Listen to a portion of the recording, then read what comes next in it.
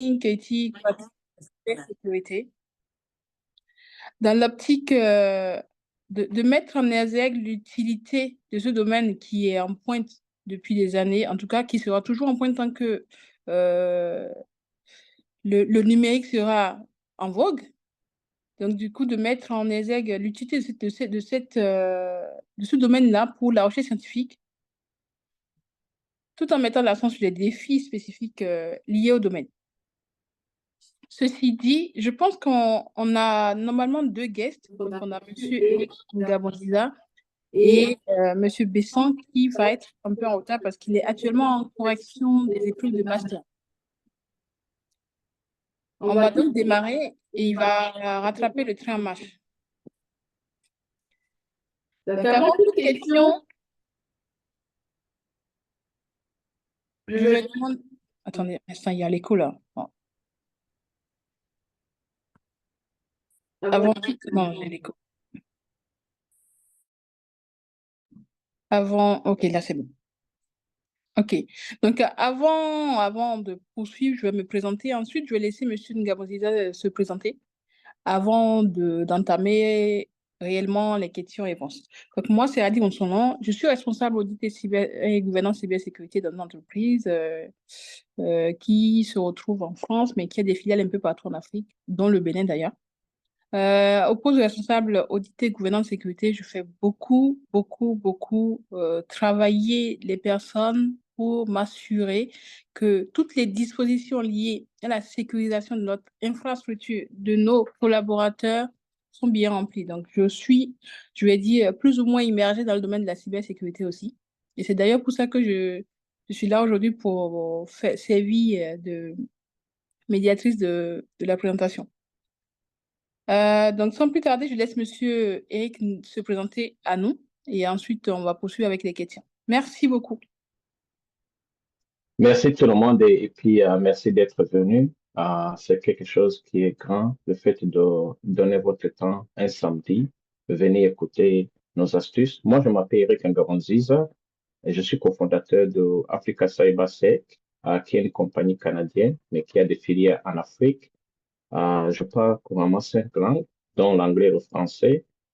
Concernant mes études, j'ai un master's degree en computer science, un ingénieur en réseau télécom et puis un BTS en électronique. Je possède 12 certificats professionnels venant de Cisco, Juniper, Palo Alto, Fortinet, Aito et puis CompTIA. J'ai environ 30 ans d'expérience en matière de tout ce qui est le design, la configuration, l'implémentation des solutions sécurisées, que ce soit sur le continent africain et puis le continent d'Amérique du Nord. Et j'ai travaillé pour les différentes compagnies comme IBM, BlackBerry, euh, euh, Bell Canada et autres. Donc, je suis là pour vraiment partager avec vous les astuces que nous pouvons utiliser en cybersécurité. Merci.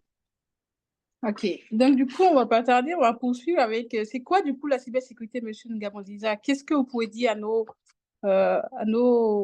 je veux dire, à nos compatriotes qui sont connectés et qui se posent la même question? C'est quoi la cybersécurité en langage courant, compris par toute personne lambda, qui n'est ni du domaine du numérique, ni du domaine de l'informatique et autres? Merci.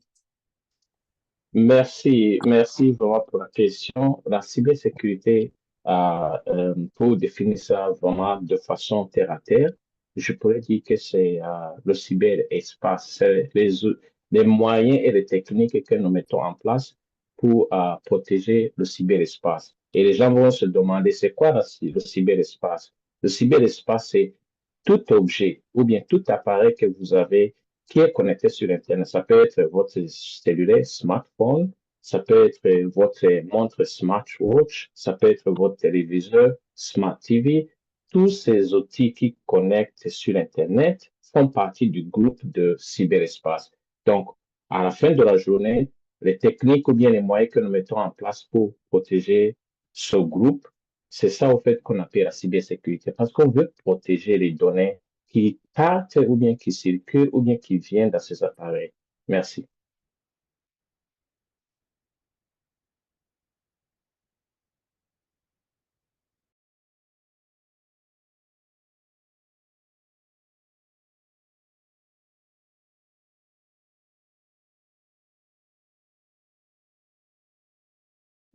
On t'entend toujours pas. Non, Ok, c'est bon. Là, j'avais l'impression que mon micro avait été coupé. non, on t'entend toujours pas.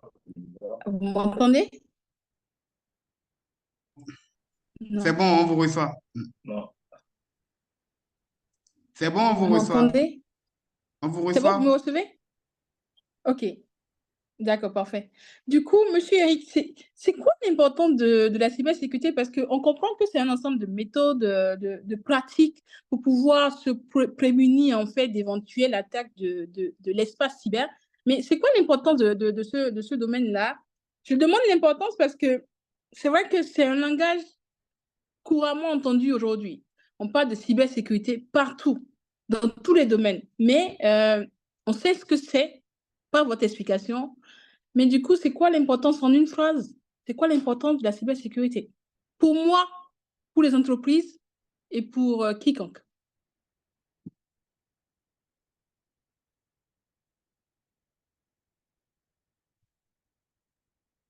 Non, On n'entend on pas. n'entend pas. Je pense que le blocage de micro Beaucoup pour tout le monde, effectivement. bloque pour tout le monde et du coup, après, c'est difficile de s'exprimer, enfin, de se faire entendre.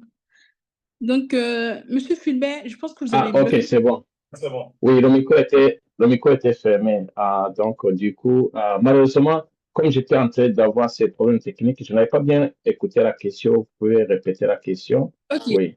Je disais que je voudrais qu'en une phrase, vous nous dites c'est quoi l'importance de la cybersécurité pour qui que ce soit utilise le numérique. Ah oui, c'est très important. La cybersécurité est très importante parce que, en fait, quand on regarde à partir de la base, c'est-à-dire la fondation de la cybersécurité, et c'est là où on se rend compte que on a besoin de la confidentialité. Toute personne dans son monde a besoin d'avoir quelque chose de confidentiel. Donc, la confidentialité, c'est un des piliers de la cybersécurité. C'est-à-dire que quand on parle de la confidentialité, c'est que on donne seulement l'autorisation à seulement les gens qui sont autorisés à avoir accès à nos données. Maintenant, après la confidentialité, il y a l'intégrité. L'intégrité qui dit, au fait, cette donnée que nous avons peut-être envoyée ou bien nous avons reçue, on veut que cette donnée ne soit pas modifiée par n'importe qui, seuls les gens qui sont autorisés. C'est-à-dire, c'est ça l'intégrité de la donnée. Et maintenant, à la fin, on parle de la disponibilité. La disponibilité, c'est que cette donnée que j'ai confiée à quelqu'un ou bien je l'ai mis quelque part, je veux qu'à tout moment, je peux avoir accès à cette donnée. Donc, vous voyez que c'est très important. Si, par exemple, je suis un chercheur, je suis en train de travailler sur un travail et je suis peut-être à 3 quarts, il me reste quelques jours pour que je finisse mon travail. Je veux que demain ou après-demain, si je viens pour continuer, ces informations seront toujours là. Imaginez-vous si je viens que tout a disparu. Donc, vous voyez, c'est très important dans n'importe quel secteur que vous êtes. Merci. Ok. Donc, du coup, vous avez bien fait de commencer par parler de la recherche parce que ma question suivante, c'est ça.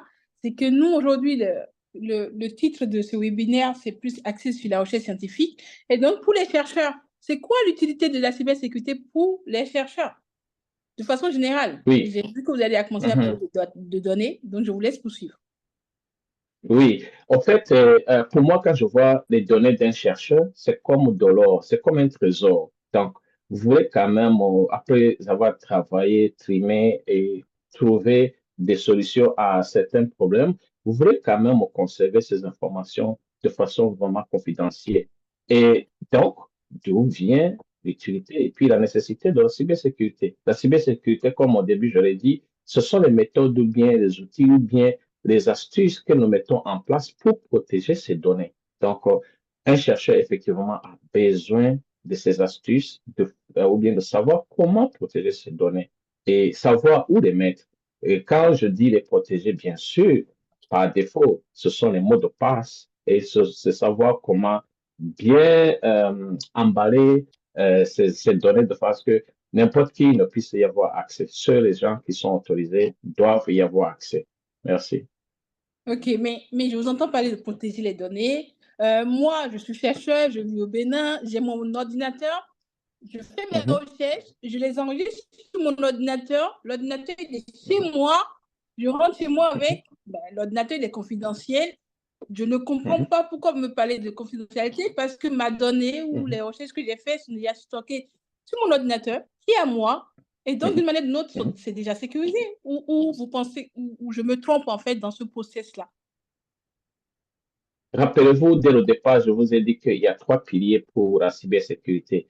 Ce que vous venez de dire, au fait, c'est la confidentialité, bon, l'intégrité. Mais il y a un troisième point qui est la disponibilité, c'est-à-dire à tout moment que vous allez avoir besoin d'accéder à ces données, il faut y avoir accès. Supposons que vous avez mis dans votre ordinateur qui est avec vous, et si quelque chose est arrivé à cet ordinateur, donc vous n'avez plus accès. Donc, la disponibilité n'est plus vérifiée. Donc, c'est pour ça, maintenant, on recommande, oui, vous savez, dans votre ordinateur, vous avez un mot de passe, mais ce n'est pas suffisant. Il faut avoir une copie quelque part, pas à l'endroit où vous êtes, c'est-à-dire à un endroit différent géographiquement. Pourquoi? Parce que je ne le souhaite pas, mais si quelque chose arrive à votre ordinateur, ou bien l'endroit où se trouve l'ordinateur, il y a peut-être un incendie, il y a ou bien, en tout cas, n'importe quel problème environnemental, au moins vous avez une copie ailleurs, au lieu de recommencer à partir de zéro. Merci. D'accord. Donc, je comprends que moi, chercheur lambda qui est mon ordinateur, je ne suis pas assez sécure en fait pour mes données de recherche. Mais OK, il faut dupliquer l'espace de conservation de mes données. Donc, on entend souvent parler aujourd'hui de Drive, dans des espaces sur le cloud pour dupliquer. Et en même temps, pas de cybersécurité. Et donc, dans les deux cas, il y a une problématique. Ce qui est au milieu, c'est les menaces. Donc, parlez-nous des menaces. À quoi je m'expose lorsque je duplique la donnée sur un espace qui est accessible, donc du coup, je rends ma donnée accessible, je la rends confidentielle et donc accessible à tous. À quoi est-ce que je m'expose en rendant cette donnée accessible-là? C'est quoi les menaces que j'aurai ou du moins que toute personne a?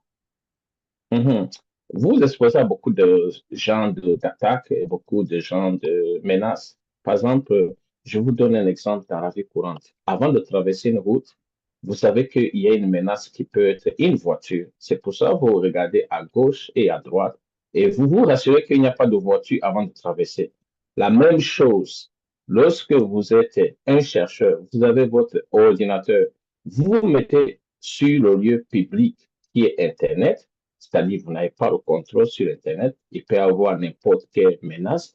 Donc, vaut mieux, comme avant de traverser la route, vous regardez à gauche, à droite. C'est-à-dire, vous regardez d'abord, vous faites autocritique. Est-ce que je suis vraiment protégé avant de m'aventurer sur ce lieu public? Parce que même si votre ordinateur est connecté sur Internet, est-ce que mon ordinateur, en termes de logiciel qui tourne dans mon ordinateur, est-ce que ce logiciel est à jour? Parce que s'il n'est pas à jour, ça peut être une porte d'entrée pour les pirates.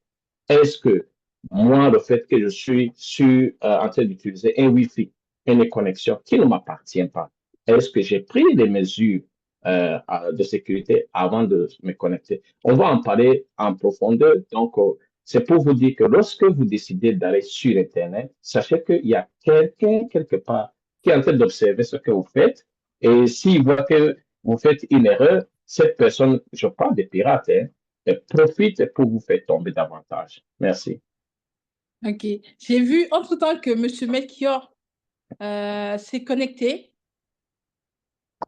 Ah, Donc, je OK. me permets de passer le micro à M. Besson pour qu'il se présente déjà et après qu'il rattrape le train en route avec les questions.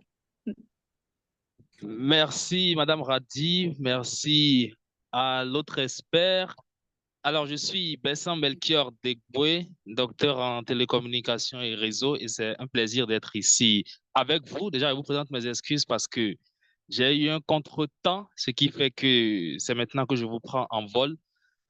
Alors, je l'ai déjà dit, je suis spécialisé en réseau informatique et télécommunications, enseignant-chercheur et par ailleurs consultant à StatLab Afrique, qui est une entreprise en Afrique spécialisée au Bénin, spécialisée dans la transformation des données en or. C'est ça notre slogan. Et donc, je suis ici pour parler un peu de tout ce qui est en rapport avec la cybersécurité, en particulier lorsqu'on parle des chercheurs qui sont emmenés à produire du savoir, à faire de la recherche, à rédiger des articles, à générer des documents scientifiques. C'est un plaisir d'être là avec vous. Merci, Madame Radi.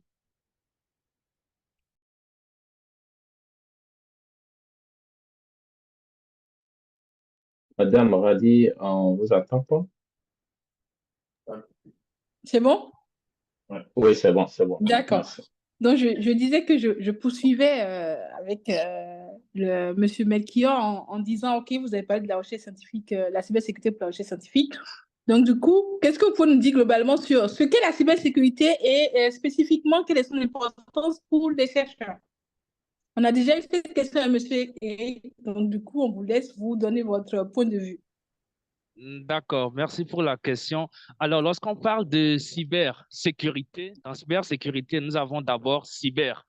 Et le préfixe cyber, ça fait référence à l'environnement informatique et aux activités rendues possibles par les technologies du numérique et de l'Internet. En fait, on parle du cyberespace et c'est cet espace artificiel, virtuel, créé par l'être humain, donc contrairement à notre espace naturel, et la sécurité appliquée maintenant à ce cyberespace, c'est là qu'on parle de cybersécurité. Et c'est quoi alors la sécurité informatique qu'on va appliquer au cyberespace? Donc, certainement, comme vous avez déjà eu à en parler, lorsqu'on parle de sécurité informatique, c'est l'ensemble des moyens, des ressources, des techniques pour réduire ou pour garantir en fait trois objectifs principaux. On va parler de la confidentialité, mais confidentialité de quoi? Des données. On va parler de l'intégrité, l'intégrité de quoi? Des données. On va parler enfin de disponibilité, disponibilité de quoi? Des données. Et on parle souvent de l'acronyme CIA en anglais ou DIC en français. Donc, je ne sais pas si je dois aller plus loin, mais lorsqu'on dit que quelque chose est confidentiel, c'est que c'est confidentiel. C'est-à-dire que seules les personnes autorisées et ayant droit doivent y accéder. Et lorsqu'on parle d'intégrité, c'est le caractère de ce qui ne doit pas être altéré, modifié en cours de route. Donc, lorsqu'on dit qu'on doit garantir l'intégrité des données informatiques, c'est qu'on doit s'assurer qu'entre un point A et un point B, l'information qui est véhiculée n'a pas été modifiée par une personne tierce de façon intentionnelle ou non. Et enfin, lorsqu'on parle de disponibilité, je ne vais pas aller très loin. Je pense par exemple à un distributeur automatique de banque. Donc, si ce n'est pas disponible, vous voyez un peu les inconvénients que ça peut avoir sur la continuité de service. Donc, lorsqu'un système est disponible ou est indisponible, vous voyez les impacts que ça peut avoir. Donc, voilà globalement lorsqu'on parle de la sécurité informatique appliquée au cyberespace. Maintenant, il y a également des objectifs qui accompagnent ces trois piliers que sont notamment l'authenticité, donc celui qui prétend être quelqu'un, on doit pouvoir s'assurer que c'est effectivement lui, mais aussi la non-répudiation, c'est-à-dire mettre en place des systèmes qui vont pouvoir tracer, avoir une traçabilité de telle sorte que personne ne pourra nier être à l'origine d'une action ou pas. Donc ça, c'est vraiment de façon globale. Maintenant, si vous voyez bien, tout au long de cette définition, on est en train de parler des données. Des données. Or, quand vous voyez le chercheur, quel est son rôle? C'est de contribuer à l'avancement de la science. Je peux continuer? Oui, vas-y. OK, donc le chercheur, son rôle, c'est de contribuer à l'avancée de la science. C'est d'expliquer des phénomènes. Et généralement, cette contribution, ça va passer par plusieurs phases. Il va collecter des données, il va stocker ces données, il va les traiter, les nettoyer, il va les analyser. Ensuite, il aura des résultats qu'il doit partager avec la communauté scientifique, soit à travers des revues scientifiques ou alors il partage ces données dans sa production scientifique, ça peut être sa thèse ou quelque chose du genre. Et c'est justement parce que le chercheur a une relation un peu particulière avec les données, parce qu'aujourd'hui, le monde est totalement numérique et les chercheurs aussi utilisent les outils numériques. Et c'est justement pour ça qu'ils sont potentiellement vulnérables. Donc, voilà, je vais m'en arrêter là. Merci. Ok, je vous ai entendu finir par un mot qui m'interpelle. Vulnérable. Vulnérable à quoi? Oui, effectivement, ils sont C'est quoi les vulnérables. menaces qui nous rendent vulnérables? OK, effectivement, vous avez parlé de vulnérabilité. Vulnérable à quoi? Donc, ils sont vulnérables, ça veut dire qu'il y a effectivement des menaces. Ça veut dire qu'il y a des gens qui convoitent ces données qui sont aujourd'hui précieuses. Et en 2024, on dit que celui qui a les données a le pouvoir. Ça peut être de la concurrence, ça peut être de l'espionnage, mais il faut savoir qu'il y a des menaces lorsqu'on est dans le cyberespace. Et ces menaces visent généralement à faire quoi? Ces menaces visent à rendre les données indisponibles. Ces menaces visent peut-être à compromettre la confidentialité des données parce qu'on va voir qu'il y a certaines données qui sont à caractère personnel, confidentiel. Et donc, des personnes mal intentionnées peuvent vouloir attaquer ces données. Et lorsqu'on parle de menace, déjà, on va un peu faire la différence ou le lien entre la menace, la vulnérabilité et le risque. Donc, la menace en elle-même, c'est un danger potentiel, mais qui ne peut pas se matérialiser tant qu'il n'y a pas une vulnérabilité. Et la vulnérabilité, maintenant, c'est quoi? C'est cette faiblesse-là au niveau du système ou même l'individu en lui-même peut constituer une vulnérabilité. En l'occurrence, les chercheurs, peut-être si on isole les chercheurs dans le domaine de la sécurité informatique, on peut dire qu'ils sont avertis par rapport à la sécurité informatique, mais il n'y a pas que de la recherche dans la sécurité informatique. On prend les chercheurs dans le domaine de la santé, par exemple, qui manipulent des données confidentielles et sensibles. Ces chercheurs-là aussi sont potentiellement vulnérables parce qu'ils ne sont pas sensibilisés aux différentes menaces qui existent. Donc, et le risque maintenant qui normalement doit s'évaluer, donc le risque en réalité fonction de la menace, de la vulnérabilité, parce que sans vulnérabilité, la menace ne pourra pas se matérialiser, et surtout de l'impact négatif que ça aura en cas de survenance. C'est ce qui va nous permettre plus tard de classifier, de prioriser nos risques en fonction de la probabilité de survenance et du niveau de nuisance, donc de l'impact négatif que ce risque pourrait avoir sur nous.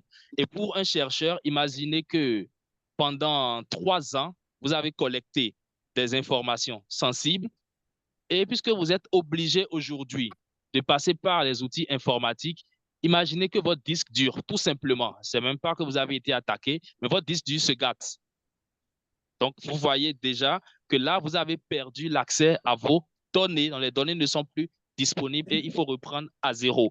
Et là, c'est simplement une défaillance matérielle. Mais il y a eu des cas, donc je vais rentrer dans une deuxième forme de menace, il y a eu des cas où c'est carrément des prises en otage de données. C'est-à-dire que lorsque vous utilisez, vous vous connectez sur les sites web, vous téléchargez des applications, sans le savoir, vous pouvez infecter votre ordinateur et ce virus, on parle parfois des rançongiciels ou ransomware, vont chiffrer, j'entends par chiffrer, pour parler un langage terre à terre, vont transformer vos données dans un format qui ne sera pas accessible pour vous-même. C'est-à-dire que si vous aviez un document Word, par exemple, ils vont chiffrer ça de telle sorte que vous ne pourrez plus accéder à vos données. Et qu'est-ce qu'ils font derrière maintenant? Comme c'est un peu du, comment ça s'appelle?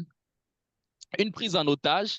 Donc, ils vont vous demander maintenant de leur verser de l'argent via les processus de crypto-monnaie et autres avant de récupérer vos données. Attention, ce qu'il ne faut jamais faire parce que vous n'allez jamais récupérer vos données. Ce qu'il faut faire, c'est se préparer en amont pour que cela n'arrive pas.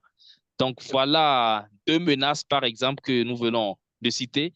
Et une troisième menace aussi que nous rencontrons très souvent lorsqu'on est en train de faire de la recherche informatique, c'est qu'on doit publier nos articles ou les résultats de nos recherches dans des revues. Et ces revues ont généralement des sites web. Et nous avons déjà vu une fois une revue, bon, je ne vais pas appeler le nom de la revue, mais les pirates ont reproduit exactement le même site web. Ensuite, ils vous incitent à vous inscrire. Dès que vous publiez, vous envoyez, vous soumettez votre article pour la révision par pair, rapidement, en 2 jours, on vous dit, voilà, l'article a été accepté et on vous met la pression. Payez, payez, payez. Et dès que vous payez, c'est là que vous vous rendez compte qu'en réalité, c'est un site qui a fait de l'usurpation d'identité. Et tenez-vous tranquille, c'est un site qui a du HTTPS, c'est-à-dire que rien ne peut vous laisser deviner qu'il s'agit en réalité scamming, qu'il s'agit en réalité du phishing aussi, qu'il s'agit en réalité de l'usurpation d'identité. Donc voilà quelques exemples que je voudrais partager quand même avec vous. Merci. Ok, merci beaucoup, Monsieur Besson. Et c'est très, très riche, hein, toutes les informations que vous nous donnez là. Enfin, on en a eu une bonne dose. Et du coup, je laisse Monsieur Eric poursuivre en fait avec les différents types de menaces parce que vous avez commencé par en parler de quelques-uns. Monsieur Eric pourrait s'enrichir encore plus avec d'autres s'il le souhaite. Je lui laisse la parole. Oui, merci, Madame Radi. Effectivement, on peut citer 4 façons d'attaque. Et ces attaques, on les groupe dans 4 types. Il y a les types des attaques sur le Wi-Fi, c'est-à-dire toutes les attaques lorsque nous sommes connectés sur la connexion Wi-Fi, on peut être attaqué. Donc, je peux citer certains, il y en a beaucoup, mais les plus courants, c'est par exemple EvoTwin. EvoTwin, c'est si je vais dans un café, je me connecte sur le Wi-Fi du café.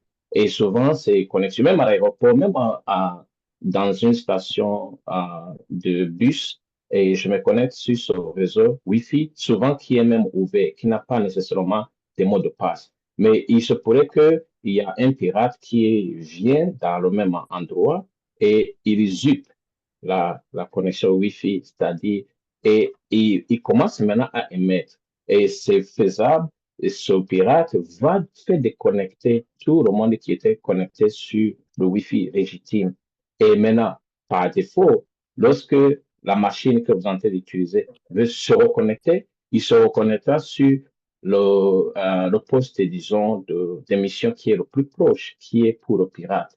Et maintenant, à partir de cet instant, tout ce que vous êtes en train de faire, ça passe à travers cette personne, ce pirate. C'est ça que nous appelons en fait cette attaque man in the middle. Mais ça a commencé en tant que EvoTwin. EvoTwin, en fait, c'est comme un jumeau qui est démon. Il est venu, il a imité la connexion de Wi-Fi qui était là, mais en étant sûr que toutes les connexions, vos trafics, par exemple, vous êtes en train de visiter comme en tant que chercheur, par exemple, il est en train de visiter, faire des recherches. Tout ce qu'il est en train de faire, le pirate est en train de capturer ça et pourra analyser parce que c'est lisible. À moins que ce chercheur a un moyen qu'on appelle souvent le VPN, qui est le Virtual Private Network, qui crée un tunnel et puis qui crypte les données. Donc ça, c'est la première attaque. Et la deuxième attaque est toujours sur le Wi-Fi, hein, dans nos maisons. Vous savez que souvent, nous avons des connexions Wi-Fi et c'est pour ça que nous recommandons toujours, on fait beaucoup de sensibilisation, d'utiliser des mots de passe vraiment qui sont solides et puis de ne pas partager les mots de passe avec n'importe qui. Donc, vous savez, quand la connexion de Wi-Fi est entre les ondes ne sont pas limitées par les murs de la maison. Souvent, même si nous sommes à l'extérieur de la maison, on peut avoir quand même ces ondes. Qu'est-ce que maintenant les pirates font? Ils peuvent venir dans votre quartier, dans une voiture. Il y a des antennes spécialisées pour amplifier cette onde et maintenant essayer de craquer votre mot de passe. C'est-à-dire quoi? C'est-à-dire essayer de deviner c'est quoi le mot de passe que vous utilisez. Imaginez-vous si ce pirate arrive à intégrer dans votre Wi-Fi de la maison, attaque, par exemple, une banque, attaque une compagnie. Quand il finit, il s'en va. Lorsque cette compagnie qui a été attaquée fera les investigations, ils verront que les attaques ont quitté chez vous. Vous imaginez comment ou bien combien d'argent ça va vous coûter pour aller justifier que ce n'était pas vous. Donc, dans les attaques de Wi-Fi, il y en a beaucoup. Ça, c'est la première catégorie. Deuxième catégorie, ce sont les attaques comme le docteur a précisé tout à l'heure quand il parlait de phishing, mais on les appelle l'ingénierie sociale. Dans l'ingénierie sociale, c'est là où on trouve les phishing, on trouve les smishing, on trouve les phishing. Ça veut dire quoi? Phishing, comme il a précisé, c'est lorsque vous recevez un email, par exemple, un email soi-disant venant de Facebook, qui est en train de vous dire votre compte est presque doit être mis à jour. Veuillez le mettre à jour. Sinon, dans 72 si vous ne l'avez pas fait, on va fermer complètement votre compte. Et maintenant, pour le faire, voilà le link, voilà le lien. Et quand vous cliquez dessus, vous voyez que c'est un formulaire, on vous demande, et il faut donner votre nom d'utilisateur, mot de passe. En fait, il vous incite à donner vous-même vos informations sensibles.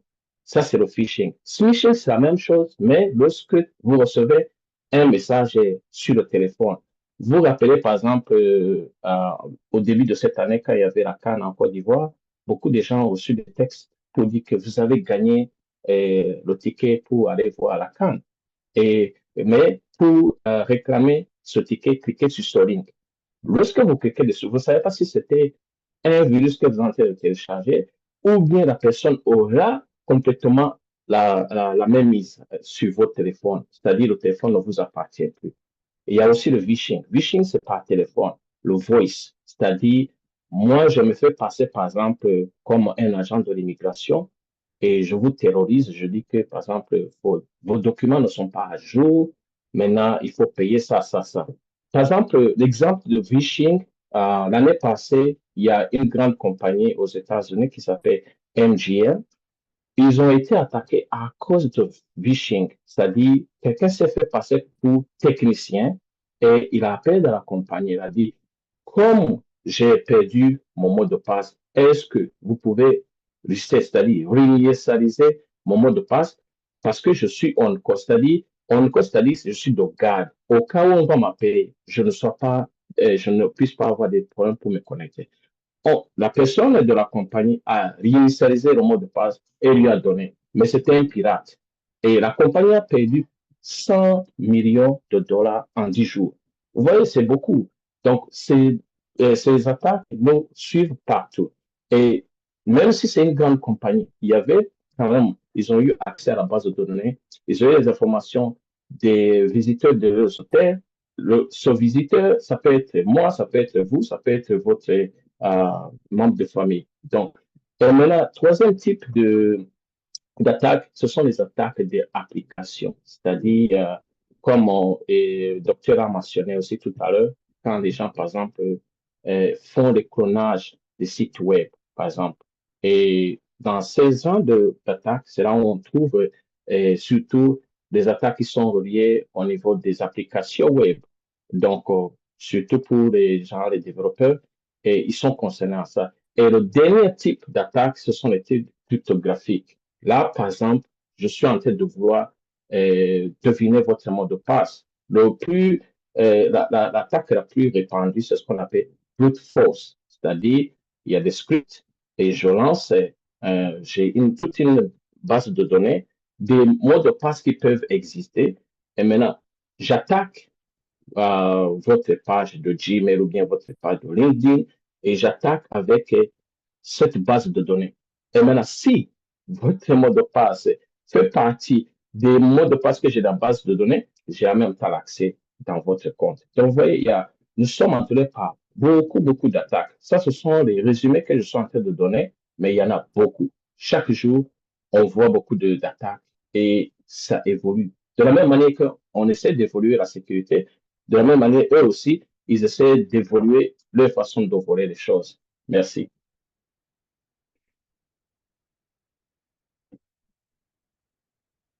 Madame Radi.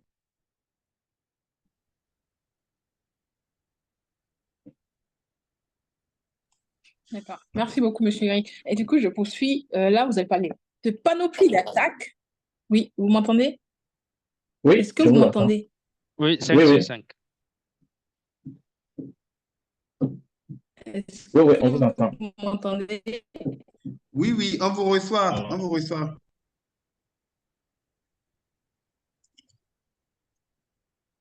Hello, on vous C'est en reçoit. décalé. C'est bon? non, c'est bon. Oui, c'est bon, on Oui, vous oui. reçoit. Ok. Donc, je disais que vous n'avez pas.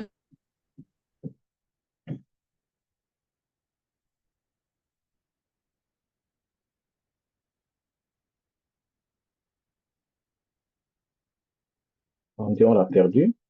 Vous m'entendez pas? Non, je crois qu'elle a un souci technique de l'autre côté. Monsieur Est-ce que vous m'entendez, Ngabou, moi? vous pouvez reprendre le relais? Oui, oui. Bah, je crois il doit y avoir un décalage. C'est bizarre. Oh, Est-ce que vous m'entendez? C'est mieux. Oui, oui. Ok, On vous parfait. attend, Madame Rabi. Un petit bug de réseau. Donc, je disais que moi, je suis chercheur et j'entends parler de plusieurs attaques, plusieurs types d'attaques. J'aimerais que vous me donniez des exemples d'attaques qui me concernent moi spécifiquement, parce que moi, j'ai pas d'argent. 100 000 euros, oui, d'accord, mais moi, je l'ai pas. J'ai que des données de recherche. Alors, qu'est-ce qui me concerne? À qui la question? Monsieur Eric peut commencer et après, je dirai à Monsieur Besson de poursuivre. OK, merci beaucoup. Madame Radi, même si vous dites que vous n'avez pas 100 000, les données que vous avez, c'est un grand trésor, c'est une mine. Ça vaut beaucoup parce que ce sont des recherches. Lorsqu'on essaie de rendre ça en monnaie, c'est beaucoup. Donc, première attaque, c'est que les gens vont venir faire, vous soutirer ces informations. Et il y a plusieurs façons dont on peut vous attaquer. On peut vous attaquer soit pour la façon dont vous allez avec vos ordinateurs. Je vais vous donner un exemple. Vous savez, les chercheurs, souvent, ils voyagent beaucoup. Et par exemple, vous êtes dans un endroit public et votre laptop que vous utilisez beaucoup, vous avez besoin de le charger. Et par exemple, vous branchez votre laptop, s'il a par exemple un port USB, et vous branchez dans un port USB pour le charger. Là, il y a un problème parce que, par exemple, il y a une attaque qu'on appelle just jacking. Just jacking, c'est-à-dire le port USB, normalement, ces jours-ci, il peut laisser passer de l'électricité et des données. Si ce port de USB a été piraté ou bien a été piégé, vous voyez, en même temps, la personne qui a piégé ce port de USB a le contrôle comme s'il était à côté de vous sur votre machine. Donc, chaque fois que vous êtes connecté sur Internet, la personne a directement accès à tout ce que vous avez dans la machine. Ça, c'est la première façon d'être attaqué, par exemple. Maintenant, la deuxième façon d'être attaqué, par exemple, vous êtes dans un autre lieu public. Nous tous, on aime les choses gratuites, mais souvent, le fait d'aimer des choses gratuites, ça peut être des pièges. Le Wi-Fi gratuit, mais vous ne savez pas à qui ça appartient. Et vous embarquez sur ce Wi-Fi sans se protéger. Au début, je parlais de VPN, c'est-à-dire Virtual Private Network. Donc, je prends mon laptop, je me connecte sur le Wi-Fi où je ne connais pas la personne. Toutes mes transactions, bien tout le trafic est visible. Et la personne peut, comment dire, analyser les données et savoir, par exemple, s'il y a des endroits, vous visitez des sites web où vous avez les noms d'utilisateurs et mots de passe, c'est lisible. Il peut maintenant, derrière vous, aller là où vous avez, par exemple, mis vos données, change le mot de passe et c'est fini. Il vous fait chanter avec des rançons, comme le docteur avait dit avant, et dit, donnez-moi, par exemple, 5 millions. Et vous voyez, donc, si vous n'avez pas 5 millions et que vous n'avez pas accès à une copie ailleurs, vous êtes foutu. Donc, c'est ce que je peux dire. Mais le docteur peut aussi ajouter. Merci. Et du coup, je vais laisser Monsieur Besson poursuivre, mais en même temps, je vais lui poser la question, lui qui est docteur, donc du coup, qui est passé par ce chemin de chercheur, est-ce qu'il a été victime ou est-ce qu'il connaît des gens autour de lui, des chercheurs comme lui qui ont été victimes de quelque attaque que ce soit? Est-ce qu'il peut nous donner des exemples factuels? Merci. Merci, Monsieur Eric, et merci, Madame Radi, pour les questions. Bon, je vais revenir vraiment terre à terre dans notre environnement, ce que je connais le plus, hein, en Afrique ici. En Afrique, les conditions de recherche, c'est quoi? Je suis désolé de le dire, mais c'est qu'on n'est pas habitué à acheter les logiciels avec leur licence. Or, lorsqu'on est en train de faire de la recherche, peu importe le domaine, on a besoin de tel logiciel, tel logiciel. Et ce qu'on fait très souvent, surtout quand on n'est pas averti, c'est qu'on va passer, on est tous passés par là, hein, par les sites de, comment ça s'appelle, de torrents. On va trouver des sites par-ci, par-là et on télécharge des applications. Mais ces applications, ce qu'on ne sait peut-être pas, c'est qu'il y a des, et c'est même très facile, hein, on a fait des démonstrations une fois, on a la possibilité de modifier le code source d'une application existante et de lui greffer un contenu malveillant pour faire, par exemple, une attaque de type passive. On parle d'injection dynamique de code.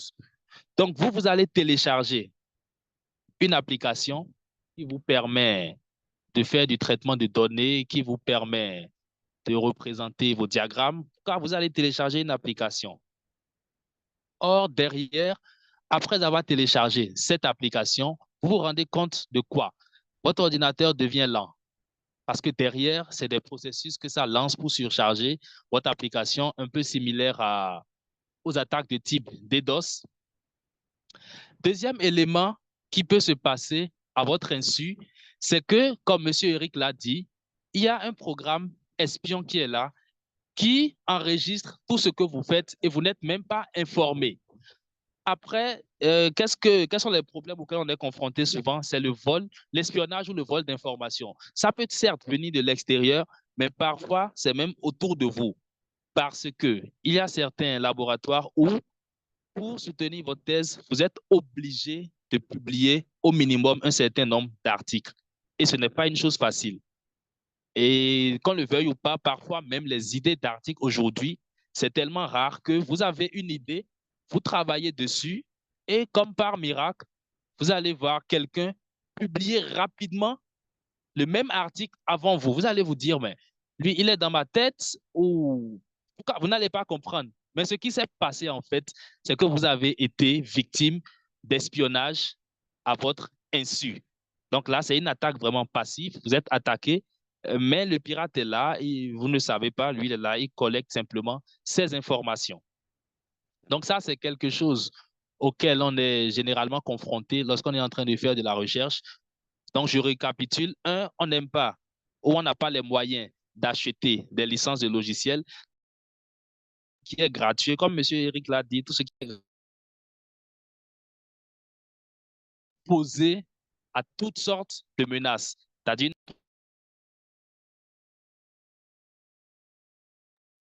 oh là là, j'ai l'impression que mon micro était parti. J'espère que c'est revenu. Oui, là, c'est bon. Oui, oui, oui. OK.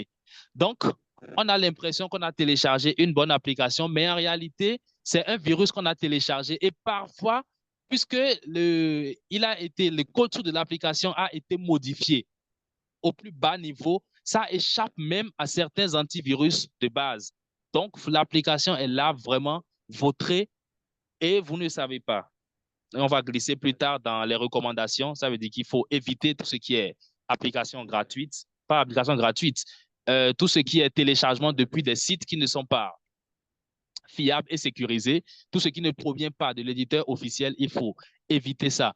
Donc ça, c'est les premières menaces qui guettent les chercheurs. Et deuxième élément, donc j'en avais déjà parlé et dont on a été victime, non pas personnellement, mais autour de nous, c'est ces sites-là. Parce que quand on est chercheur, c'est la course à la publication, parce que c'est ça qui permet de vous affirmer parmi vos pairs en tant que contributeur à l'avancement de la science. Et donc, on est à l'affût des conférences. Et alors, qu'est-ce qui se passe? Si vous n'êtes pas bien informé, vous allez publier votre article dans un journal qui, en réalité, n'est pas un vrai journal. C'est vrai qu'il y a des organismes, il y a le CAMES qui fait des efforts pour identifier les bases d'indexation qui sont correctes, mais la menace est là, elle est vivante, elle est permanente, et même les plus aguerris, c'est-à-dire dans le domaine de l'informatique, peuvent se faire avoir. Donc, en résumé, je crois que c'est les deux exemples que je peux donner. Les sites qui font de l'usurpation d'identité. Ah, voilà, il y a aussi l'ingénierie sociale, comme M. Eric l'a dit tout à l'heure. Parfois, lorsqu'on regarde ça de loin, on peut se dire non, moi je ne suis pas concerné par ça, je travaille, mais chacun a son prix. lorsque vous êtes chercheur, vous êtes parfois à l'affût des bourses.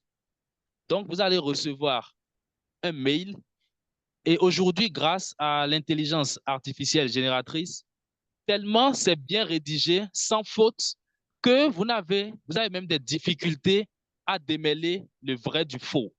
Parce que c'est rédigé avec tellement de précision, avec tellement de cohérence à l'intérieur que vous allez vous dire, tiens, voilà, j'ai trouvé une opportunité de bourse et on peut vous demander de renseigner des informations confidentielles, donc pour voler ces informations, mais parfois le simple fait de cliquer sur le lien, si vous avez un navigateur, il y a les attaques de type CSRF, si vous avez un navigateur ouvert et vous avez accès, par exemple, à une application où vous stockez vos données et l'application a déjà établi une confiance entre vous et le navigateur. Derrière, on peut exécuter des codes pour aller faire des actions dangereuses comme si c'était vous qui faisiez ces actions-là. Donc, pour revenir une fois encore, c'est vraiment d'éviter de cliquer sur des liens qui vous paraissent douteux. Si vous doutez, eh bien, ne cliquez pas. Donc, voilà ce que je pourrais dire à l'endroit des chercheurs. Donc, je vais m'en arrêter là. Après, on va rebondir sur les bonnes pratiques, c'est-à-dire, puisqu'on sait qu'il y a les menaces maintenant, donc comment se protéger. Merci. Exactement. Ben, merci beaucoup à vous deux. C'est très intéressant. On découvre vraiment de petits tips dont on n'avait pas forcément connaissance. On pense souvent on parle de cyberattaques, c'est les autres. Mais en fait, là, on se rend compte qu'on est tous exposés d'une manière ou d'une autre. Surtout nous, enfin, surtout les chercheurs, du coup, qui, comme je l'avais dit tantôt, on n'a pas d'argent, mais on a la donnée. Et là, je me rends compte que si je peux me faire pirater au point où on récupère ma donnée, enfin, bah, du coup, ma publication, et qu'on me la publie avant moi, ben là, je perds beaucoup d'argent quand même. Parce que c'est plusieurs années d'études, de recherche, parfois c'est 3 ans de recherche, et en fait, il suffit qu'une personne guette cela pour qu'en une demi-heure, en fait, tout soit vendu, ou tout soit piraté, volé, attaqué, et donc du coup, après, je me retrouve avec rien du tout. Enfin, en tout cas, merci beaucoup. Et là, on a parlé de cybersécurité, qui est un ensemble de techniques pour pouvoir se prémunir des attaques cyber. Et là, on nous a parlé des menaces, on nous a parlé de comment est-ce qu'on est aussi de potentielles victimes. Et je poursuis du coup, comme M. Besson l'a dit, en m'adressant à M. Eric et à lui dire comment est-ce que je peux me protéger. Moi, chercheur, moi qui suis riche en données, donc du coup très riche d'ailleurs, comment je peux protéger ma richesse qui est ma donnée? Moi, individu chercheur, mais en même temps, moi, institution de recherche qui, qui est potentiellement une base de données de recherche de plusieurs chercheurs et donc qui est encore plus dangereux, ou du moins plus critique. Merci. Merci, Madame Radi. Effectivement, ce que je dirais, il faut que d'abord le chercheur regarde, fait un autocritique autour de soi. Savoir est-ce que j'ai protégé d'abord ma base arrière. Et au début, le docteur avait parlé de risque. Et le risque, en fait, il faut savoir c'est quoi le risque. Le risque, c'est la combinaison de la vulnérabilité qui est la faiblesse, plus la menace. Et cette menace exploite la vulnérabilité. Maintenant, quand on voit les trois composants, nous avons vraiment la même mise sur la vulnérabilité. C'est-à-dire, on peut changer la vulnérabilité et la rendre zéro parce que nous avons le contrôle. Et en le faisant vers zéro, c'est-à-dire, on essaie d'éliminer toutes les faiblesses. Et c'est là où maintenant je vais aboutir pour le contrôle de la base arrière. Et on parle de quoi? C'est-à-dire nos mots de passe que nous utilisons. Par exemple, j'ai un compte, j'ai un nom d'utilisateur et puis j'ai un mot de passe. Même si j'ai un mot de passe composé de 17 caractères, ce n'est plus suffisant parce que c'est un seul facteur d'authentification. Et ce facteur d'authentification peut être deviné et peut être craqué. Donc, c'est là maintenant, on passe à un autre niveau de sécurité qui est le double facteur d'authentification. Jusque-là, on utilisait ça. Mais ce n'est plus suffisant. Quand je dis double facteur d'authentification, c'est-à-dire, je vais dans mon compte, je m'identifie avec mon nom d'utilisateur et puis je cherche maintenant l'authentification en mettant mon mot de passe. Lorsque tous les deux sont corrects, on m'autorise. Mais avant de m'autoriser, on m'envoie un code sur le téléphone, par exemple. C'est là où on dit double authentification. Et on a vu que aujourd'hui, il y a eu d'autres pirates maintenant qui contournent le double authentification. C'est là maintenant, on passe à la vitesse supérieure, on parle de multiples facteurs authentification. C'est-à-dire, même si j'ai reçu le code sur mon téléphone, ce n'est plus suffisant. Il me faut, par exemple, une empreinte digitale ou bien reconnaissance faciale, parce que la probabilité que le pirate a deviné votre mot de passe, a volé en même temps votre téléphone et peut-être vous a kidnappé. Cette probabilité est faible. Et c'est là où je reviens pour le risque, c'est-à-dire nous sommes en train de réduire le risque parce qu'aujourd'hui, il n'y a pas de système sécurisé à 100%. Ça, il n'y en a pas. Mais nous, en tant que professionnels de la cybersécurité, on essaie de diminuer le risque vers zéro. Donc, d'abord, si on a fait ça d'abord, on a fait cette autocritique et on a sécurisé notre base arrière, là, au moins, c'est un début du bon commencement. Et c'est là maintenant, on va voir, OK, où je suis en train de partir maintenant sur le lieu public qui est l'Internet. Comment je vais m'y prendre? Si de la même manière, quand vous êtes sur une autoroute, vous n'avez pas changé de ligne, c'est-à-dire à gauche, à droite, comme vous voulez. Vous signalez d'abord et d'abord vous regardez, est-ce qu'il n'y a pas une autre voiture qui vient? De la même manière, quand je décide d'aller sur le lieu public, est-ce que je suis sécurisé? Mes données qui sont en train de traverser ce lieu public-là, est-ce qu'ils sont, par exemple, chiffrés?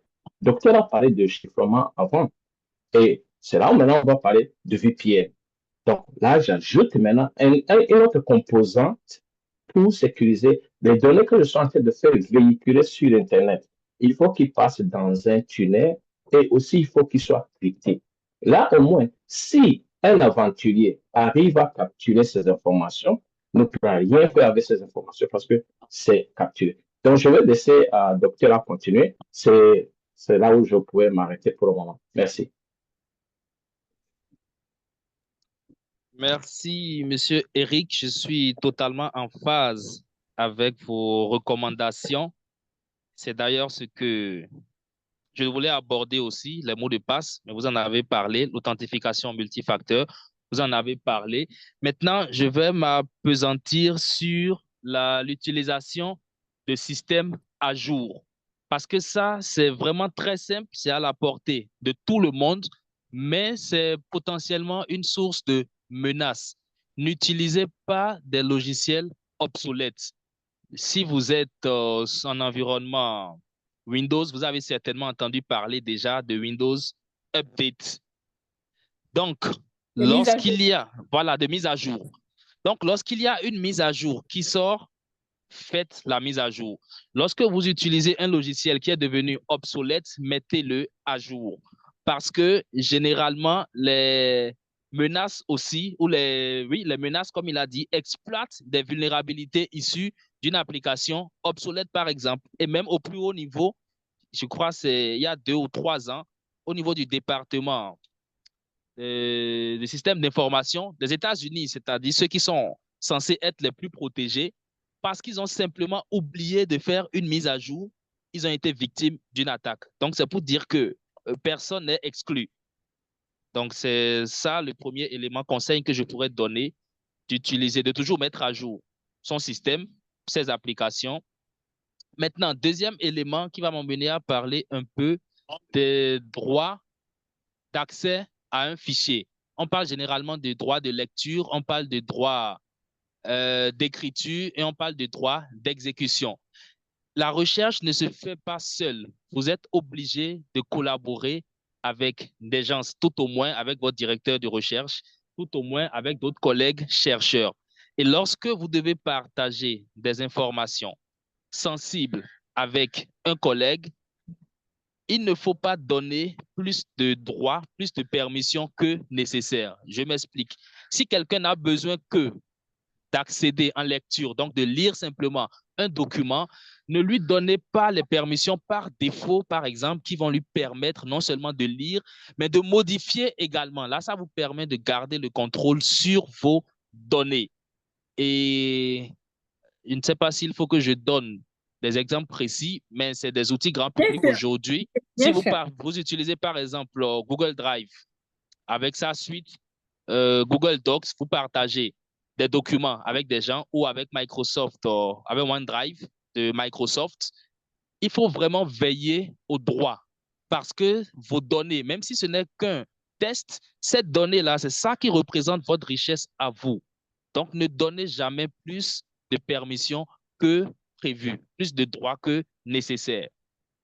Donc, ça, c'est le premier élément. Maintenant, deuxième élément que je voudrais donner aussi pour se prémunir, c'est de s'informer sur les menaces. Même si on n'est pas dans le domaine de la sécurité informatique, nous sommes tous aujourd'hui dans ce cyberespace et donc on est potentiellement vulnérable, exposé. Ça veut dire qu'il faut se former, participer à des webinaires comme ceci, s'abonner à des newsletters, en tout cas, s'informer sur les menaces actuelles. Ne pas dire que bon, ça ne me concerne pas. À partir du moment où vous utilisez l'outil informatique, à partir du moment où vous manipulez des données qui sont numériques, et d'ailleurs, n'oubliez pas que vous avez des devoirs lorsque vous manipulez des données à caractère personnel. Donc, il faut faire attention aux droits que vous donnez. Et il faut pouvoir vous informer. On se former, peut-être on va dire que c'est trop, mais au moins vous informer, savoir qu'est-ce qui se fait. Autre élément de bonne pratique à l'endroit des chercheurs, c'est d'effectuer des sauvegardes régulières. Donc tout à l'heure, on l'a dit, si on attaque vos données et vous n'avez pas une sauvegarde ailleurs, vous voyez que vous avez tout perdu. Donc, il faut sauvegarder au minimum sur 3 supports différents. Ça peut être un disque dur externe, donc vous avez une copie à tout moment. Ça peut être une clé USB et vous pouvez aussi avoir une autre sauvegarde sur le cloud avec l'outil de votre choix selon vos moyens. Et ce que nous, on utilise de manière très simple, c'est parce que dans notre écosystème ici, le système d'exploitation Windows est répandu, l'outil de traitement de test Word est répandu, et lorsqu'on utilise OneDrive avec donc Office 365, Word en ligne, on a la possibilité de sauvegarder au fur et à mesure tout ce qu'on écrit sur notre machine avec le serveur distant. Donc là, on est en train de parler d'une solution de cloud. Vous n'avez pas besoin de rentrer dans les détails techniques, mais c'est simplement de vous dire que si vous avez une copie de votre article sur votre disque dur, arrangez-vous pour que cette copie soit également sauvegardée ailleurs. Ça peut être en temps réel sur le cloud et ça doit être aussi sur un média, sur 2 médias différents. Une clé USB à part, un disque dur à part. C'est vrai, vous allez dire que ça va demander des frais, mais imaginez si vous perdez 3 ans, 4 ans de recherche, ça vous coûte encore plus cher. Donc, voilà, à part ça, toujours pour les chercheurs, bon, utilisez les outils classiques, hein, un antivirus, un pare-feu, en tout cas, tout ce qui est antivirus. Et là, une fois encore, n'allez surtout pas craquer des antivirus. Achetez, parce que ceux qui ont développé aussi les logiciels, ils ont besoin de vivre. Donc, achetez des antivirus et mettez les antivirus à jour. Avec ça, vous réduisez vraiment le risque de survenance d'une attaque. C'est vrai que c'est compliqué, mais perdre des données, ça vous coûte plus cher. Donc, je crois que en termes de recommandations aux chercheurs, on a fait le tour. Bon, je voudrais revenir hein, sur les mots de passe. Il me semble que quelqu'un souhaite parler. Non, non, vas-y, finis d'abord. OK. Donc, je voudrais revenir sur les mots de passe. Effectivement, les attaques par force brute sont les attaques les plus courantes. Et même si on a du mal à le croire, les mots de passe, même nous hein, qui sommes dans le domaine, on a tellement d'applications, de services aujourd'hui que on est presque obligé, je vends la mèche, d'utiliser les mêmes mots de passe de service en service. Mais ce n'est pas une bonne chose. Il faut utiliser un mot de passe unique par service et un mot de passe fort. Et en plus du mot de passe, il faut faire de l'authentification multifacteur, c'est-à-dire y associer maintenant votre numéro de téléphone, y associer une empreinte digitale, y associer un authentificateur installé sur votre téléphone, ainsi de suite, ainsi de suite. Donc, je vais m'en arrêter là pour les chercheurs. Donc, quand j'aurai la parole, je vais parler maintenant des recommandations pour les dirigeants. Donc, dans notre cas, ce sera des recommandations pour les responsables à divers niveaux dans les universités, c'est-à-dire les chefs de département, les directeurs de laboratoire, les directeurs de recherche, le recteur. Je ne sais pas si je peux enchaîner sur ça en même temps. Je pense que M. Eric veut compléter un truc, donc je le laisse d'abord. Oui, D'accord, ça marche. effectivement. Oui, merci, docteur. En fait, concernant les mots de passe, effectivement, beaucoup de gens ont tendance à avoir peur d'avoir plusieurs mots de passe parce que d'abord, un mot de passe qui est long et c'est pas facile de mettre si vous avez 5 mots de passe et alors que il y a les gestionnaires de mots de passe. Donc, ça aussi, ça va résoudre votre problème. Donc, ne craignez pas avoir plusieurs mots de passe différents. Comme le docteur a mentionné, il faut utiliser un mot de passe unique pour chaque application. Parce que si ce mot de passe a été compromis, au moins c'est seulement cette application qui a été compromise. Ce n'est pas toutes les applications. Parce que si vous avez le même mot de passe, la personne qui a connu votre mot de passe va vouloir l'utiliser partout. Donc, utilisez les gestionnaires de mots de passe. Et ces gestionnaires de mots de passe, l'avantage, c'est qu'ils peuvent même vous générer des mots de passe. Donc, c'est quelque chose que je voulais ajouter. Maintenant, revenir sur autre chose que je veux ajouter. Il y a 3 choses que je voulais encore insister au niveau des chercheurs, au niveau des risques. Parce que le risque est là. Le risque, il restera toujours. Il y a 3 choses que je voulais dire. Comme vous savez qu'il y a le risque, vous avez 3 choix. Soit éviter ce risque. Si vous savez que vous êtes en train d'aller quelque part où c'est risqué, vous savez, si on va dans un quartier, on sait que peut-être il y a beaucoup d'agressions, on évite d'y aller. Donc, c'est-à-dire, pourquoi forcer aller dans ce lieu et si vous savez que vous pouvez avoir beaucoup de risques d'être attaqué? Deuxième chose, si il y a le risque là, et que vous savez que vous ne pouvez pas, vous n'avez pas les compétences, approchez des experts ou bien, c'est-à-dire partager le risque. Approchez des experts qui vous donneront des conseils comment s'y prendre. C'est très, très important. Ne cherchez pas à être vraiment comme des héros. Essayez de vous entourer par des experts parce que il y a des choses qui se passent aujourd'hui, des attaques, et malheureusement, beaucoup de gens croient toujours que ce sont les mythes. Non, c'est réel. Maintenant, la troisième chose que je voulais dire, si vous connaissez, par exemple, surtout dans le chercheur, je me vois en train de perdre un travail après 4 ans, 5 ans, parce que peut-être j'ai ignoré quelque chose. Engagez, par exemple, quelqu'un qui sera là s'il y a des problèmes techniques qui peuvent quand même vous accompagner. Donc, c'est surtout ça que je voulais dire. Si vous n'êtes pas du domaine, il n'y a pas de problème. Entourez-vous des experts. Merci. Ok, parfait. Pour clôturer en fait du coup, les bonnes pratiques, je veux quand même qu'on parle de recommandations aux institutions, du coup à l'université et à toutes les institutions qui sont concernées par la recherche scientifique ou toute entreprise dans le domaine, sachant que je sais que ça va être valable à toute entreprise de façon générale. Donc je laisse M. Bessin qui avait déjà commencé qui voulait déjà initier cette partie-là, je le laisse poursuivre. D'accord, merci beaucoup, Madame Radi. Donc, effectivement, et pour commencer, je vais déjà dire que, en réalité, le monde de l'entreprise et le monde de la recherche ne sont plus si scindés, si éloignés que ça. Parce que même dans les entreprises aujourd'hui, on fait de la recherche et du développement, même si c'est généralement des entreprises un peu d'un certain standing. Mais c'est pour dire que tout le monde est concerné par la recherche. Parce que si l'entreprise ne fait pas de la recherche, elle ne pourra pas se réinventer et elle va stagner à un moment donné. Donc maintenant, pour revenir au monde académique de façon spécifique, je crois que le principal problème que nous avons, en tout cas de par notre expérience, c'est qu'on a du mal à appliquer les règles. C'est-à-dire, c'est aussi simple que ça. On a du mal à appliquer des règles.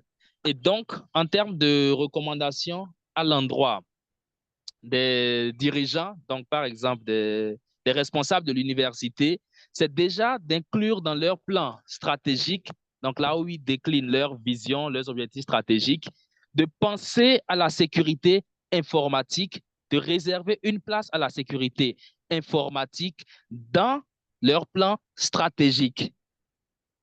Et deuxième élément, une fois qu'ils ont intégré ça dans le plan stratégique, il ne faut pas se limiter à là, pas ça, parce que le plan stratégique, c'est une projection sur plusieurs années, 3, 5, 10 ans. Une fois qu'ils ont intégré ça dedans, il faut maintenant que cela se matérialise par une politique institutionnelle de sécurité qui va maintenant détailler les engagements de l'université en faveur de la sécurité des données de recherche. Parce que on parle des données de recherche, de ce que ça peut avoir comme impact pour le chercheur qui perd des données. Mais le chercheur est en relation, il va collecter des données qui parfois ont un caractère sensible. Donc, lorsque ces données-là sont divulguées, ce n'est plus le chercheur seul, d'accord, qui est exposé, mais c'est les informations confidentielles de son échantillon, de ces sujets de recherche qui sont également exposés. Et c'est pour ça qu'il faut vraiment que les institutions insistent sur la formation des chercheurs, en particulier ceux qui manipulent des informations à caractère confidentiel.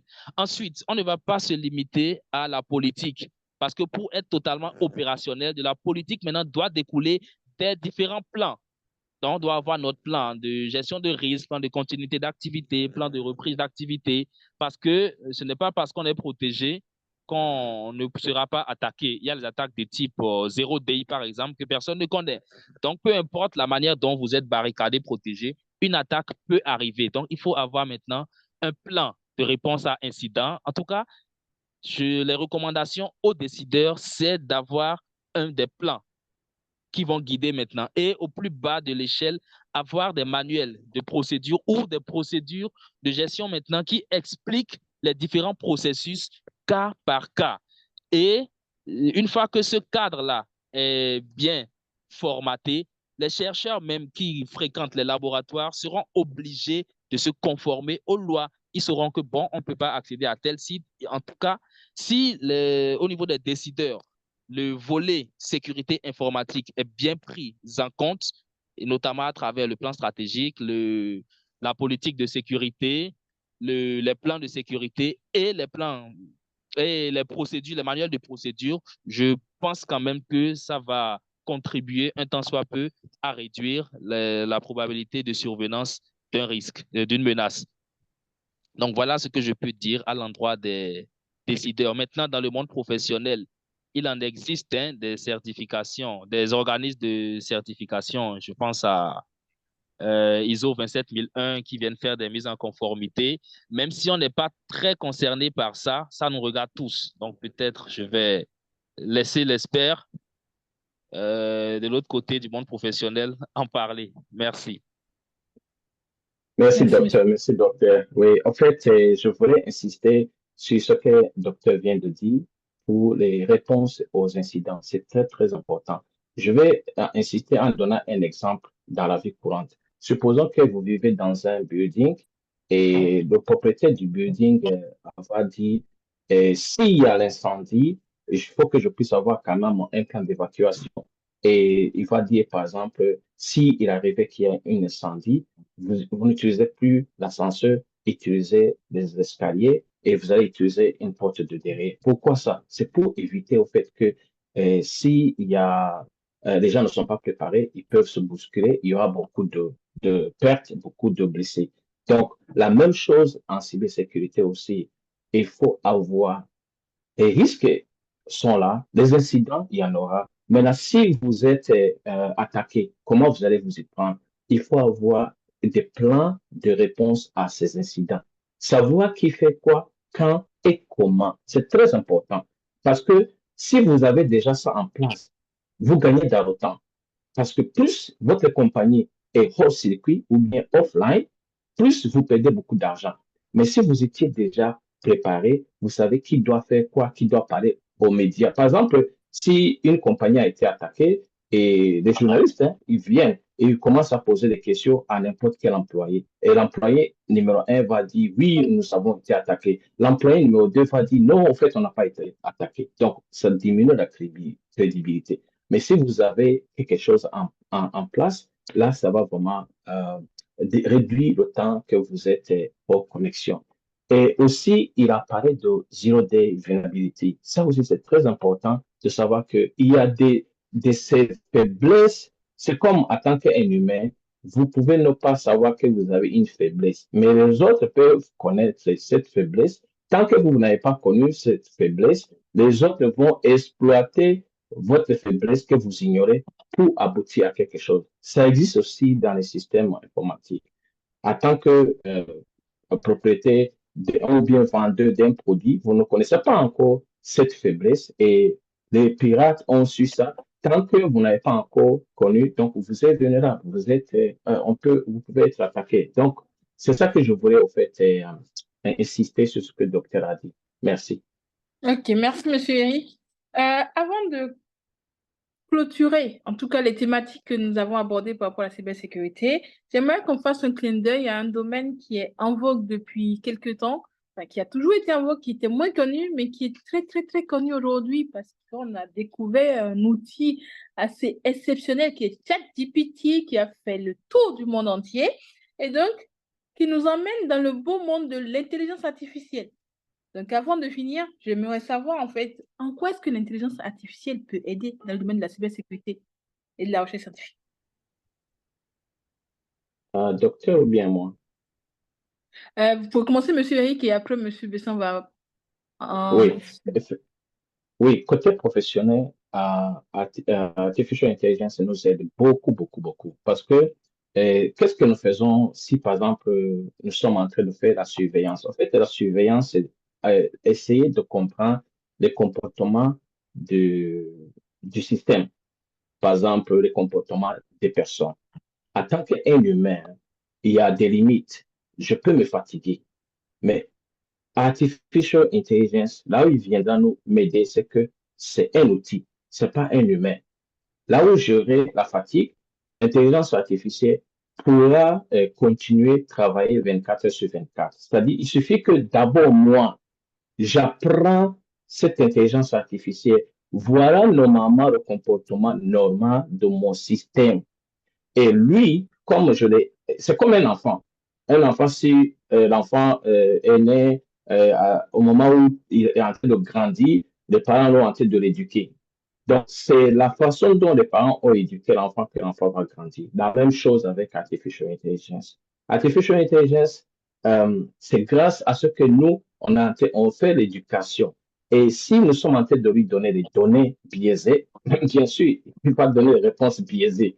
Mais si j'ai dit à Artificial Intelligence, voilà le comportement normal de mon système, lui, chaque fois, il va surveiller ça 24 sur 24. Il sera bien efficace par rapport à moi parce que moi, je ne peux pas travailler 48 heures d'affilée. J'ai besoin de me reposer. Voilà un exemple comment Artificial Intelligence nous aide beaucoup dans la cybersécurité. Mais il faut savoir aussi que si vous ne l'utilisez pas bien, il peut devenir comme un couteau à double tranchant. Donc, c'est à nous. Je vais laisser maintenant docteur aussi d'ajouter. Merci. Merci, Monsieur Eric. Effectivement, comme vous l'avez dit, l'intelligence artificielle aide beaucoup les deux camps, aussi bien les pirates que ceux qui sont de l'autre côté qui essaient de se défendre. Et pour revenir un peu à votre exemple, on peut l'appliquer aussi au système de détection d'intrusion. C'est-à-dire qu'aujourd'hui, on a la capacité, parce que l'intelligence artificielle, pour résumer, c'est très simple, hein, c'est comme vous l'avez dit, c'est un enfant, on lui apprend, donc on l'entraîne avec un jeu de données pour lui dire, bon, voilà, ça, c'est ci, ça, c'est ça, et lui, il va apprendre, donc il ne sait que ce qu'on lui a appris. Attention, c'est une intelligence artificielle, il ne faut pas la surestimer non plus. Mais lorsqu'on lui a appris ça, et comme s'il a des capacités de traitement élevées, et il peut être un peu plus performant par rapport à certaines tâches que non humains. On peut se fatiguer, notre mémoire peut avoir des défaillances.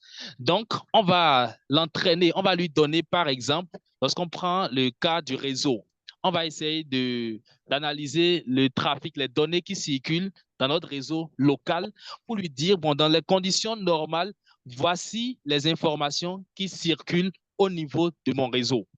Et ça, il va prendre ça maintenant comme témoin. C'est-à-dire, là, c'est le comportement normal.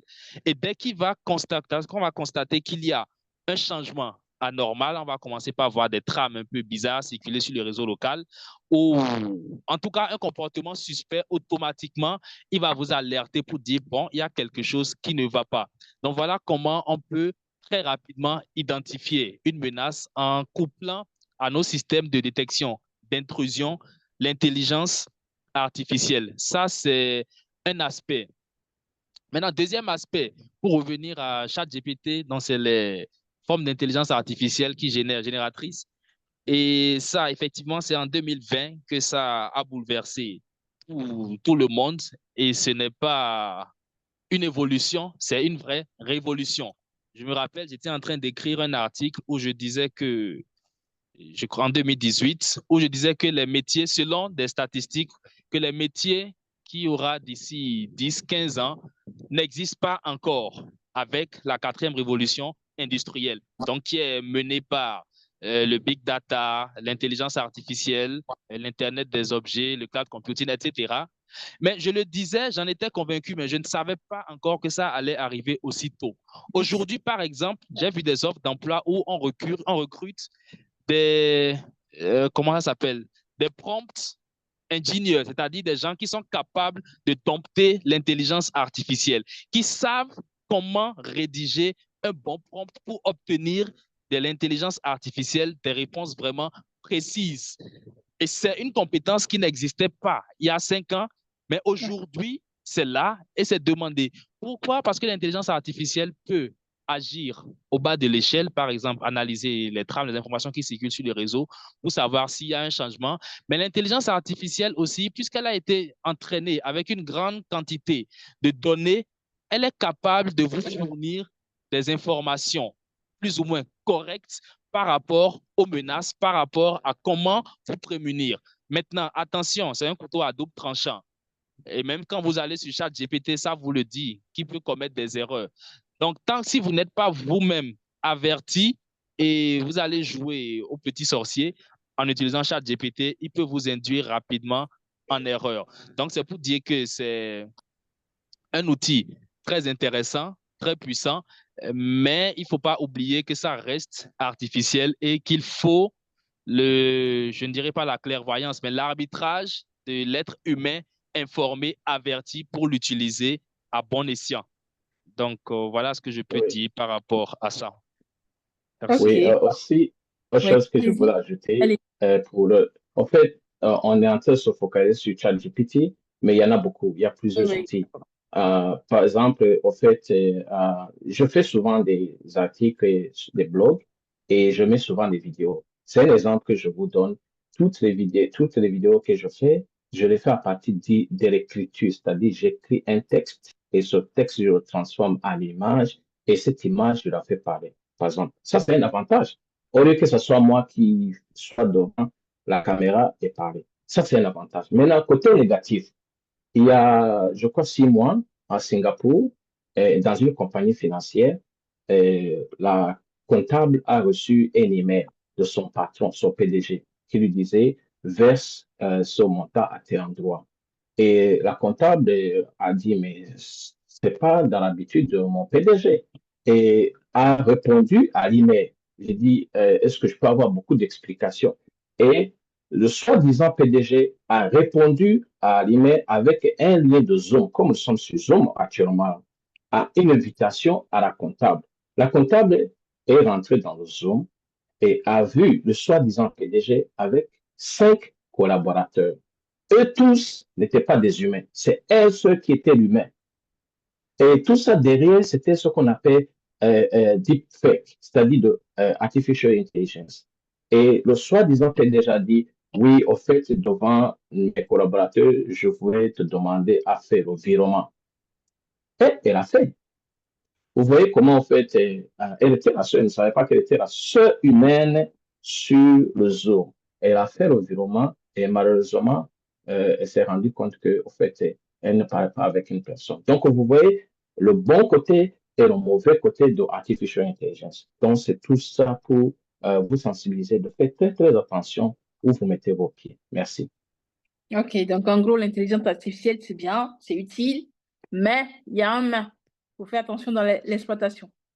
Avant de passer aux questions, j'aimerais quand même poser une dernière question. Vous nous avez parlé de la cybersécurité. Vous avez dit que c'est des méthodes de protection dans la cyberespace. Vous nous avez parlé des menaces. Vous nous avez parlé des bonnes pratiques. On a entendu beaucoup de bonnes pratiques. Et notamment, le gratuit est un frein. Le gratuit est un problème. On nous a dit d'éviter tout ce qui est gratuit. On nous a dit d'investir dans notre sécurité. On nous a dit de faire attention à ci ou à ça. Donc, il y a tellement de points de vigilance qu'il y a une dernière question qui me revient. Comment est-ce qu'on va garantir que la sécurité ou la cybersécurité ne freine pas l'innovation scientifique ou l'ouverture des données? Je laisse M. Eric commencer et M. Besson clôturer. Merci. Au fait, nos sensibilisations, c'est sur ce côté-là. Il ne faut pas que les gens pensent que ça risque de freiner. Par contre, ça devait normalement booster, c'est-à-dire stimuler la recherche, parce que les gens devaient normalement se sentir confortables, parce qu'ils sont entourés par des protections. Donc, normalement, moi, la recommandation que je fais toujours, investissez dans la sécurité. Mais souvent, les gens ne vont pas voir directement le pourquoi on doit investir dans la sécurité parce qu'il n'y a pas de retour en même temps. En fait, c'est comme un investissement à long terme. Et si, Non. oui, donc je suis en train de faire un investissement à long terme, c'est-à-dire si j'investis aujourd'hui, c'est sûr et certain que demain, après-demain, je vais récolter, je vais continuer à récolter. Donc, c'est ce que je peux dire. Bon, docteur peut ajouter. Merci. Merci, Monsieur Eric. Merci, Madame Radi. Donc, effectivement, c'est une très bonne question et il faut qu'on dissipe cette peur tout de suite dans l'esprit des gens. Ce n'est pas parce qu'il y a des menaces, ce n'est pas parce que c'est risqué qu'on va arrêter de faire de la recherche scientifique. Parce que sans recherche scientifique, on n'y aura plus de production de savoir. Or, la science en elle-même, c'est ça, produire du savoir, remettre ça en cause tout le temps. Donc, il faut savoir que les outils sont là pour nous protéger. Et vous avez parlé de sciences ouvertes. Donc, c'est pour vous dire que c'est encadré en réalité. Et la manière dont même les données sont traitées aujourd'hui, peut-être ce n'est pas très, très vulgarisé en Afrique ou en Europe même. Mais quand vous allez un peu au Canada, aux États-Unis, il y a même, par exemple, le principe FAIR qui encadre un peu les données de recherche. FAIR pour dire quoi? Que les données doivent être trouvables, donc F comme findable, A comme accessible, I comme interopérable et R comme réutilisable. Donc, c'est pour dire qu'il n'y a pas de peur à avoir parce que c'est encadré et il y a des acteurs réglementaires qui participent à ça, qui nous soutiennent. Et lorsqu'on parle d'accessibilité, ça prend également en compte le caractère, j'insiste dessus, personnel des données, parce qu'on dit de rendre les données aussi accessibles que faire se peut. C'est-à-dire que s'il faut d'abord donner l'autorisation, et je reçois régulièrement des requêtes d'accès à des contenus d'articles, en tout cas, c'est qu'il faut rendre les données accessibles, mais il y a des principes, il y a des organismes de réglementation, et j'aimerais glisser rapidement dessus avant de passer au niveau des questions.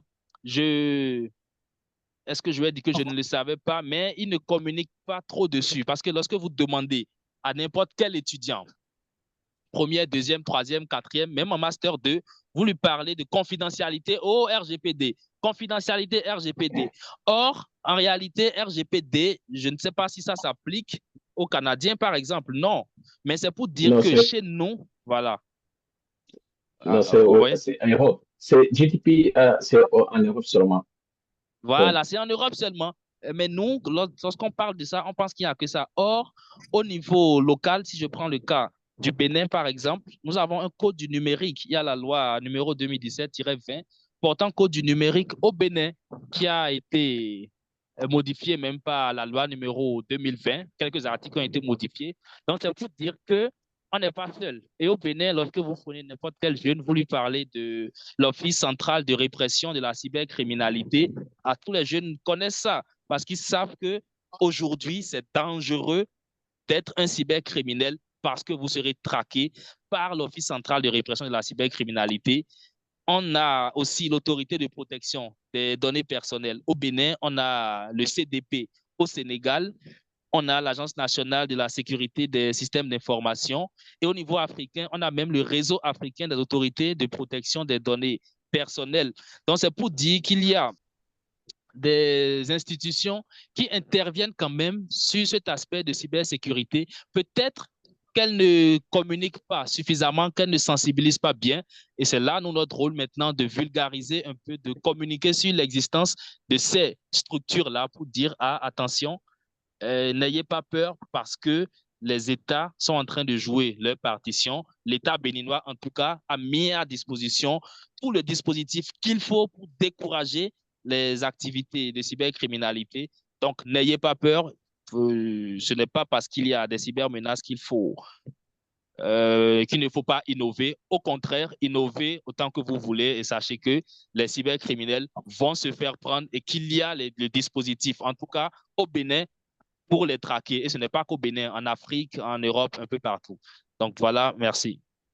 Merci. Je m'étais même noté une question dans ce sens-là que j'avais omis de poser. C'était en fait tout ce qui a rapport avec les exigences légales. Parce qu'effectivement, quand on est dans le domaine, on a conscience du sujet légal lié à l'éthique du domaine de la cybersécurité pour les entreprises.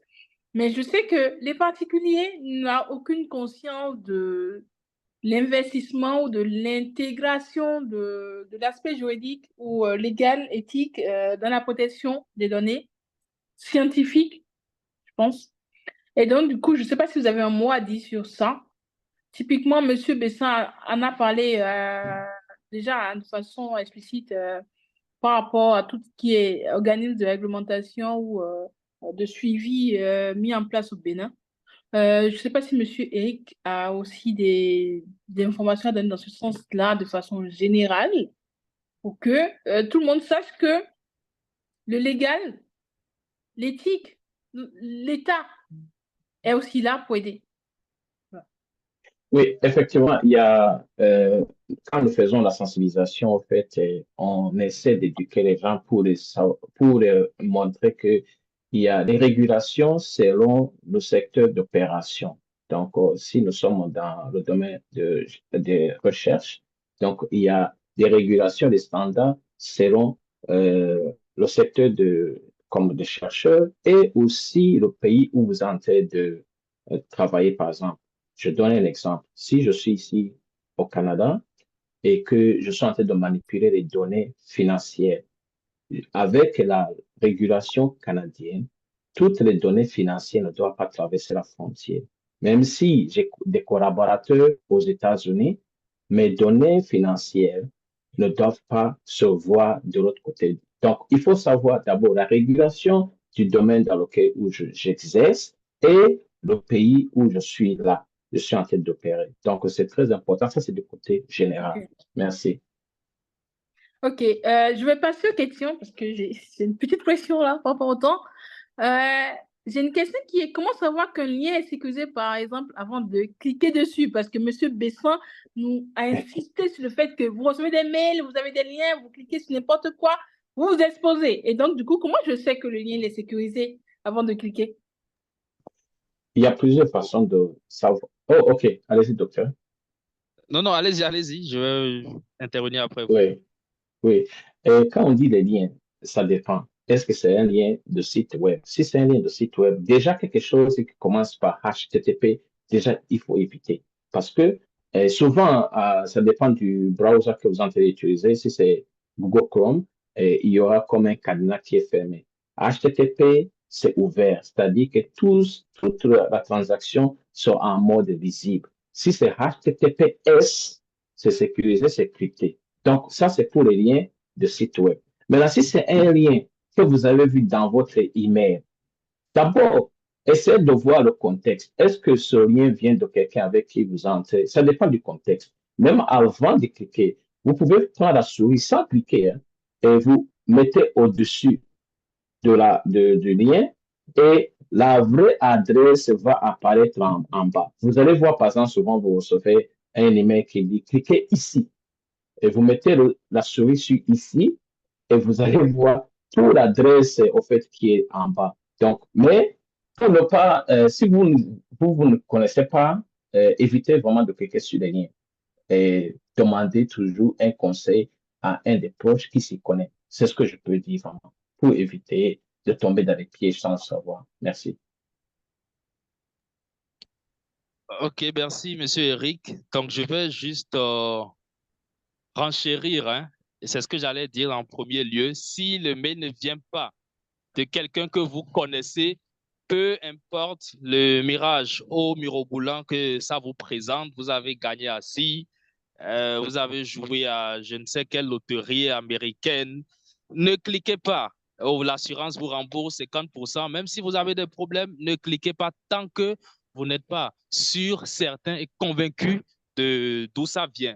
Maintenant, vous pouvez vous faire aider aussi par, il y a des sites web en ligne qui peuvent vous aider sans faire de la publicité. Je pense à Virus Total que vous pouvez utiliser. Donc, pour celui qui a posé la question, vous pouvez chercher Virus Total et ça, vous donnez en fait, dès que vous allez sur l'interface du site, vous mettez maintenant le lien là. Attention à ne pas le cliquer. On a juste dit de le copier, encore que ça peut être risqué. Mais si vous tenez vraiment à vérifier, vous copiez le lien et vous allez le coller à Virus Total pour qu'ils vous disent maintenant est-ce que ce lien est potentiellement dangereux ou pas. Mais ce n'est pas suffisant. Virus Total peut vous dire qu'il n'a pas reçu de plainte par rapport à ce lien. Pourtant, c'est bel et bien un lien qui pourrait vous causer des dommages. Donc, la recommandation, c'est de ne pas cliquer sur des liens qui ne viennent pas de personnes que vous connaissez. Maintenant, si c'est des personnes de confiance et vous avez des doutes, bon, vous pouvez utiliser Virus Total pour vous rassurer un temps soit peu. Donc, voilà ce que je vais dire. Merci beaucoup. Je pense qu'on va couper dans 2 minutes, mais il y a une petite question par rapport à au gestionnaire de mots de passe. Quelqu'un a demandé l'efficacité. Je pense que les gestionnaires de mots de passe sont efficaces. On me demande en fait la différence qu'il y a entre le gestionnaire de mots de passe et en fait le pré-enregistrement. Parce que parfois, quand tu crées tes identifiants, il y a en fait dans Google, parfois, ça te demande est-ce que vous voulez que ce soit enregistré automatiquement pour la prochaine fois. Et donc, la prochaine fois, c'est automatiquement entré. Il demande c'est quoi la différence entre les deux. Et on a 1 minute pour répondre parce que bientôt le meeting va s'arrêter. Oui, je voulais dire quelque chose sur ce que vous venez de dire de pré-enregistrement. La personne qui utilise ça, moi, je la conseille de ne plus utiliser ça. Il faut jamais enregistrer vos mots de passe par Google Chrome ou bien Mozilla. Pourquoi? Parce que si moi, je suis pirate, j'ai eu accès à votre ordinateur et j'ai en même temps tous les mots de passe, c'est lisible. Donc, c'est très, très, très dangereux. Utilisez les gestionnaires de mots de passe. Ne donnez pas au browser ou bien moteur de comment on appelle encore le browser. Au mot de passe, ouais. Oui, les mots de passe. Je vais devoir arrêter là. Parce que je ne veux pas que ça se coupe. Je vous remercie, Monsieur Eric et Monsieur Besson, pour votre investissement, pour ce travail-là, pour la présentation, pour toutes les informations, parce que c'est tellement utile. Je remercie les participants et j'espère que chacun aura pu trouver quelque chose d'utile dans ce temps d'échange. Et je suis convaincue que ça va servir à tout le monde. Merci beaucoup. Et s'il y a d'autres questions, on pourra répondre par écrit dans les messages. Dans tous les cas, ce webinaire sera publié, donc du coup accessible à tous sur YouTube.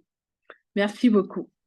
Merci tout le monde. Merci à tout le monde. à Radi, merci à Eric qui vient du Canada, merci à Docteur qui nous vient de Cotonou. Merci à tous, merci à chacun.